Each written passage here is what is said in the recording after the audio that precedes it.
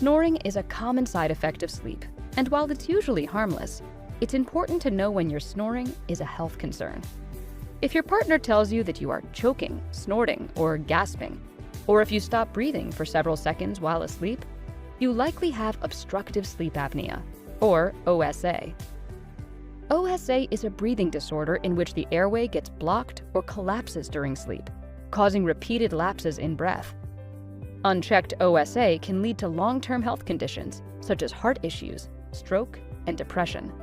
So it's vital to see a sleep specialist. Depending on the severity of your snoring, your doctor may recommend lifestyle changes, an anti-snoring mouthpiece, a continuous positive airway pressure device, or surgery.